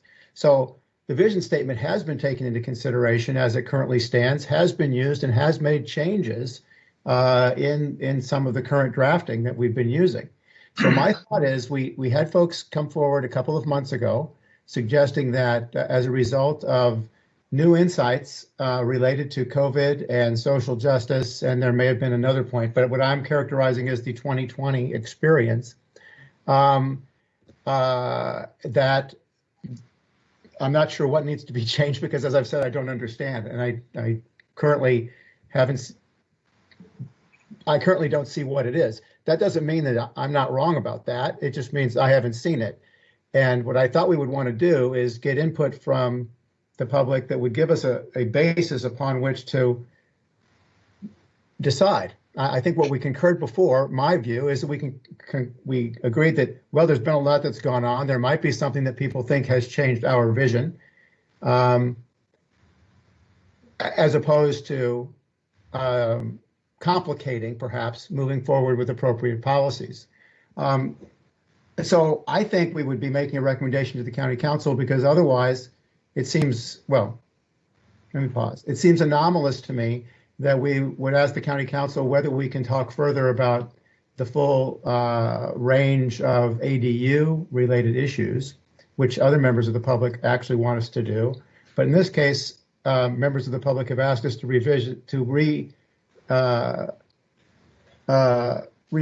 the vision statement, which has actually already been adopted by the county council. So that seems anomalous to me that we would ask the county council whether we can go forward with further review of another public recommendation and then not go back on this one, which the county council has already told us is done. So I think we should hear, I recommend that we would, at a minimum, encourage folks to bring us additional information or else revisit our motion to revisit. Yeah. I mean, to be fair, and for folks who may not have been here, I was against that motion. But just in terms of open discussion and where I'm coming from. Yeah. So in a sense, I don't know that I actually voted against the motion for sure. The record will speak to that because I think public comment is important and I think dismissing that out of hand would not have been appropriate. However, I do note that in the past couple of months, we haven't received any additional detail about what's wrong with the current vision. So, well, I think what we have heard from a number of people is when do we plan to have that discussion? Correct. So, yeah. So my thought is that rather than take the step of formally reopening the vision statement, which I don't know that we really have authority to do since the county council has already just approved it, well, what we'd really be doing is having an agenda item that invited additional public comment that would inform that decision making. That's what I think we should do. Because right now we've got nothing more to tell the county council than somebody asked us to revisit it because of the 2020 experience. Right. Dale Randy, would you like to follow on? Yes, I would. I'm hoping that Erica or Adam could give us some insights as to the protocols. I mean, I think it seems logical, as Tim brought out, that, you know, deciding on our own to get ourselves into modifying the vision plan or considering it would be a little bit presumptuous. On the other hand, we've had a serious, should we say, suggestion given to us, if not a request, maybe even a demand to reconsider it, but I'm not sure we're the right place for that demand to be acted upon. Could you address that question? Then I'll finish by saying I support David Kane's comments earlier about broadening this to county-wide, so we don't just entertain some groups' suggestions for changing the vision and not all interested people. Thanks. Erica. I think Nick Nollinger has had his hand up before mine for quite some time. It's not, it's not showing up on my screen, but please go ahead, Nick.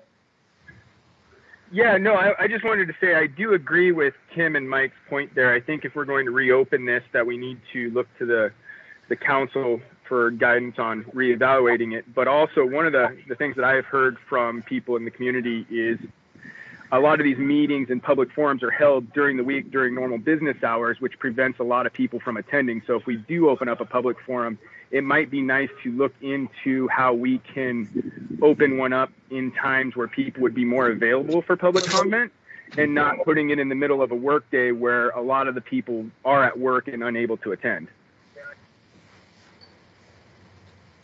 Okay. Well, let's see if there are other people with their hands up. I saw.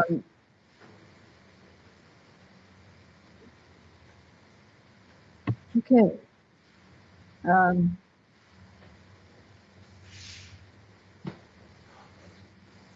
Was Erica's hand up? No, but Mike's is. I think. It's me again. I just, given the fact that we have two new council members, right, out of three, Yes. and I think it'd be appropriate to get their input as to whether or not. I mean, if you reopen the vision statement and change the vision statement, aren't we kind of commanded to go through everything else we've done with respect to everything below the mission statement to make sure that now it's consistent? I mean, won't this go off for another year or so? I mean, and not to say that these aren't important issues. I would kind of lean towards Tim's point of view on this whole thing, but I do think this is up to the council to determine that they want to open up a resolution they previously approved. And because for us to do it on their behalf seems presumptuous to me. And so I would just suggest that we relate that to them. If they really think it's important enough, 2020 is important enough, and it may be, then they would relate it to us. They say, we'd like you to reopen this and hold hearings, et cetera. So that's kind of how I think it is, and I won't comment again. Thanks.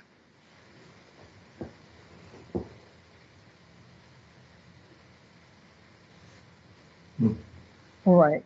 It looks like there are a lot of hands, but I can't identify who they are. Are there other people who wish to comment? This is Erica, and I don't think you can see my hand, so Okay. I apologize for that.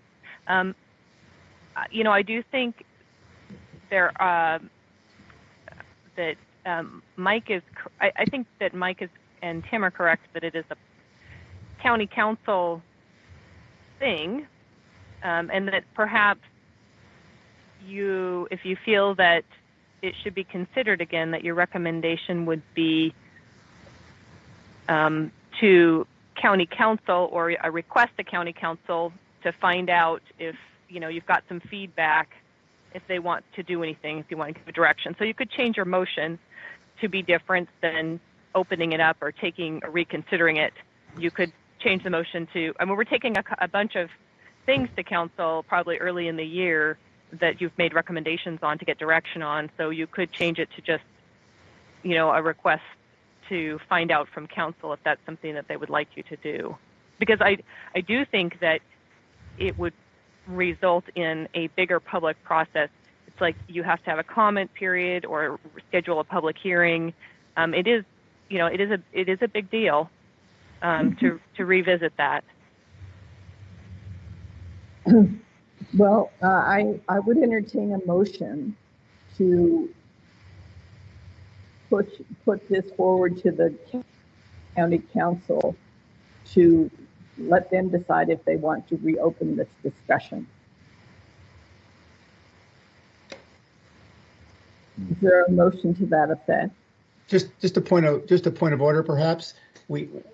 I don't have at my fingertips today, given our agenda, the minutes from the prior meetings where we had discussed this.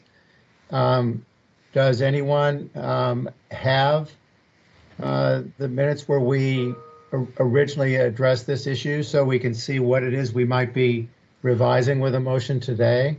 Yeah, good point. This is Mike. I'm not sure we ever had discussion about it. If I'm not mistaken, all this information we got was either through letters or public access time. I don't believe we had a discussion. I thought what we agreed to do was to have a discussion on whether or not to revisit the vision statement. I don't have the minutes in front of me. I can't be more specific. I guess this is Mike again. I guess I wonder, I'm happy to form a motion that essentially that I propose that we ask the county council to give us direction on what we should do with recent communication to the planning commission about opening up the vision statement for discussion of such issues as the impact of our vision statement of things like coronavirus, Black Lives, whatever the social topics are of the year, and have them give us guidance whether they want us to reopen discussion of the vision statement. That would be my proposal. if we were to do it. But I honestly think, well, yeah. So I'll make that proposal that we ask the planning or the council to give us direction on whether or not we should reopen deliberations on the vision statement to consider comments recently made to the Planning Commission about adequacy of our vision statement given changes in 2020. Is there a second? I'll second that. This is Dale. Thank you, Dale. Is there discussion?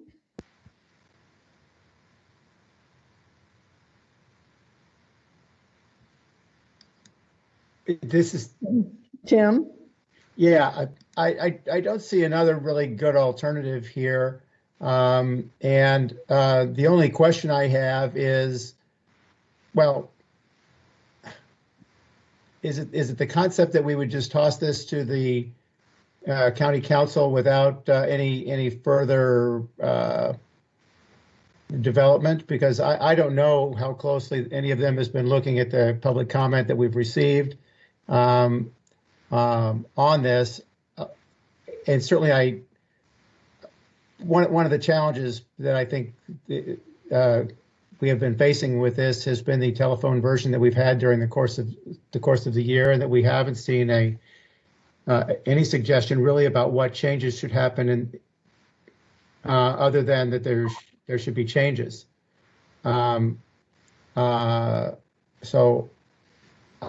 I would like to be more responsive to the public if I could, but I really can't because I don't know what the actual ask is. Right. Further, just let's see. I see some hands. David Kane. I think if this motion moves forward and the new council members receive this, I just can't imagine that they wouldn't ask us to open the discussion given all the issues of 2020. So I think we should just plan for it and be proactive, and so we can keep this process moving. I'm just concerned that this, as Erica indicated, is going to open up a whole nother round of public hearings and whatnot. And I think we should just plan for it and make it happen, because I think this is the path we're headed down. Okay. Other Dale Randy. I think. Maybe not. I need to. Erica? Oh, my hand's still up. I'm sorry. Okay, Erica, is your hand up? Yes, my hand is up. I have the minutes open from the September 18th meeting where you discussed this, and the precise language that was in the minutes says, the Planning Commission discussed the comments received during public access time regarding the vision statement and felt they should discuss the statement based on the comments at a future meeting. That's it. There wasn't a motion. Right, okay. Well, I've heard David say he feels like, you know, that we've got this albatross we need to address, and it looks like we should plan for it. So there's a motion on the floor. It's, let's see, was it, and Dale seconded it. We've been discussing it. Do we want to vote on this motion and see if we vote it up or down?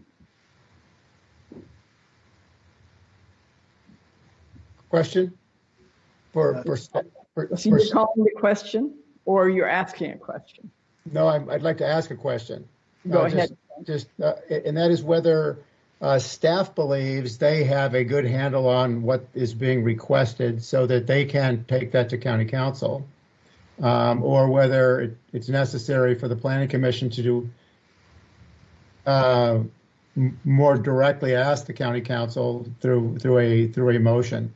I think it makes sense to get the direction so that we're not wasting time if the county council doesn't want us to do this. Having said that, just to be clear, we would absolutely be taking into consideration whatever additional insight we've gained through the 2020 experience in crafting goals and policies. There's no question about that.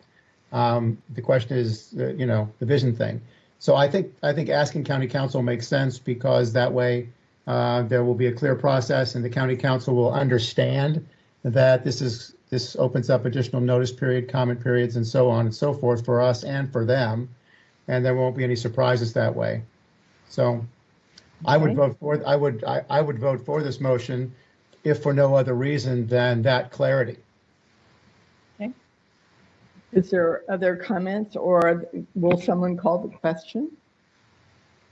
Well, wait, just as a point of order, does Erica or Adam or whomever, well,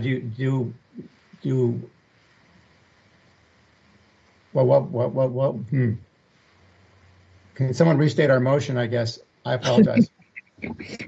Well, let's see. Linda's microphone is broken. And Mike made the motion. Okay, so this is Mike.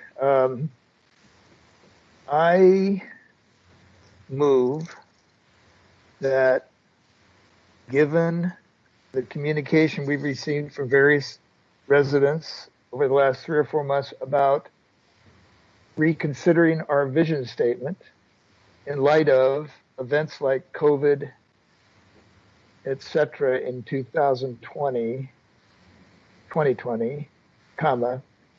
is it the council's desire that we reopen discussion and potentially change our mission statement, period.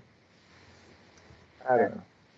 I'm Dale, not good at that, but Dale, you were the second. Is that your understanding of? I would second that motion as well as the first one. So we're going to amend the motion, and I support that. Okay. Tim, your hand's up. It's just not taken down. Sorry. Okay. All right. Well, let's call the question and see if this motion passes. Tim, your Yes. vote.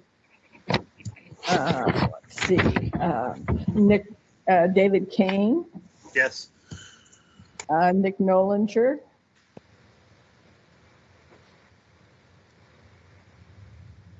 yes. Yes. Sheila Daquin. Yes. Okay, I said it wrong again. I'm sorry. No, you said it right, Gaquin. Bravo. Mike Pickett, Yes. Dale Randy, Yes. Steve Ruby. Yes. Chair votes yes. The motion passes unanimously. Thank you, everyone. One point of order, please. Who is this, please? This is Dale. Okay, Dale. So I'm curious about the timing of this, like the timing of our request for the council to consider a moratorium for vacation rental permits or new ones. Will this, so we'll have minutes, and the minutes will be reviewed in January, and then do they become official, or will this, should we say, request of the council go out promptly? And I asked the questions because the people who have been calling in and participating on this particular issue, I think they'd be happy to hear that we did have a discussion about it tonight or today. But what do we tell them? Because I think if we're asking the council to do this, they might want to keep that in mind so they can, in effect, contact the council with letters or participation at public meetings between now and January. We don't want to slow the process down, but we also don't want the process to be avoided. So those are my questions. I hope to hear an answer to that now. Thank you. Well, as I recall, Erica had indicated when we talked about the cap, the possible moratorium on the vacation rentals, the suggestion was it would probably come to the council in February. But Erica, if you're available, could you give us what you think the timeline would be for this motion? Yes. The motion, technically speaking, the motion becomes final when you approve your minutes at the next meeting. But we might be able to do something before that. But really, what we're intending to do is I think we will be meeting with the council early in the year, either through a retreat, and we will be giving an update on the comp plan, and we will also bring forward the questions, the issues you've brought up. So I would expect it's going to be mid to late January. Okay, thank you. So, thank you, Erica. So I think it's fair to say that it's in process, but the issues that have come to us from our from the community rights group, if not others, is that it's working its way towards the council. And I think that's also important to know on the vacation rental moratorium. I think it's just good to be able to keep our public informed. Thank you. Thank you. Is there any further business before we move to adjourn today's meeting?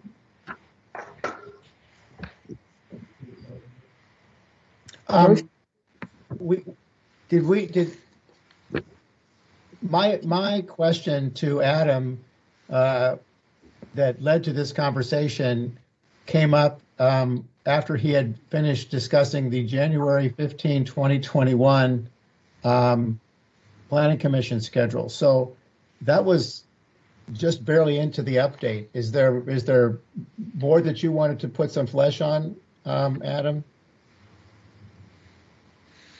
No, I think, I just wanted to give you guys a heads up of where we're going and kind of what to expect in the next couple of months and what we're working towards. Because as we start to get into some of the discussion about goals and policies, I think it's helpful just from a logistics standpoint to know what are the next kind of 6 steps or 5 or 6 steps. So that was all I wanted to bring forward. Thank you. I thought that was probably right, but I didn't intend by my question to short circuit your presentation. Although I guess I did have that effect. No, I'm not. Okay. Well, if there's no further business, let's have a motion. Actually, hold on. Camille, this is Mike. This has been an issue. I've been in the commission for 7 years now, and every year around this time, when new members come on and new members go off, it seems to me either I miss the email identifying who they are, what their experience is, basically introducing them to the council. Yeah. I have no, Sheila, welcome. I have no idea who you are. I've never met you. You've never met me. But we're going to be working together for a lot of the next year. Steve, I don't know if you're a member. Nick, I guess you are a member now. So it would be great if we could go through that. I'd love to meet the new and welcome the new members. And do you propose to do that today or at the next meeting? Well, I suspect today we've got maybe the 3 minutes it would take, better than we will the next meeting when we actually have a real agenda. So I'd like to do it now. All right. So the new members are Sheila, Nick, and Steve Smith, right? Is there someone I'm missing? No, I think those are the 3. That's correct. I think that's it. And what islands do they represent? Okay, well, I'll have each of them introduce themselves. Nick joined us two meetings ago, I believe, possibly 3. Nick, would you like to introduce yourself? Yeah, my name's Nick Nolinger. I live on Orcas Island. Been here a little over 5 years now and absolutely love it. Wanted to get involved in the community and helping make it a better place for all. And so this is kind of the first step in learning about my community and helping better our community as a whole. Thank you for joining us, Nick. And Sheila Daquin. Yeah, you got it. Gayquin. Like a happy Quinn. Happy Quinn, I like it. Daquin. Hi, Sheila. I live on Orcas Island. I've been here 25 years. I taught over on Shaw Island in the Little Red Schoolhouse, which was very sweet. Now retired. I've been on the Deer Harbor Planning Review Commission for 5 years, and I've just resigned that to join Planning Commission. Have a lot of interests in a variety of things in our county and look forward to working with everybody. Thank you, Sheila. Welcome. And Steve Smith. I am also from Orcas Island. I have been here for about 6 years. I am been involved in a number of community activities, and I'm also currently the president of East Sound Water Users Association, and several other organizations, but that's the one which probably is going to take a lot of my time.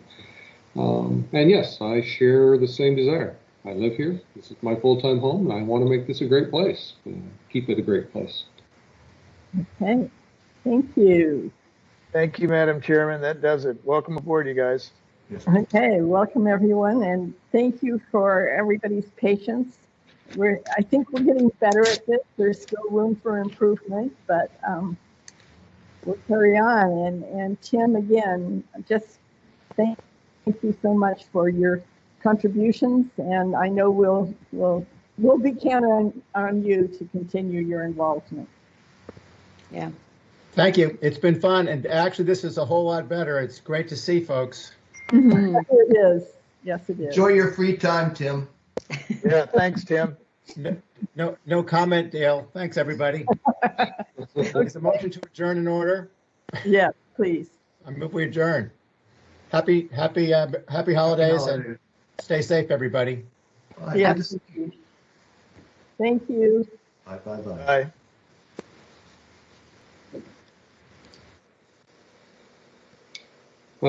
Quick question for you, Erica. I guess I'm too late. I think you lost Erica. Yep. I did. I'll just call her. All right. Thank you.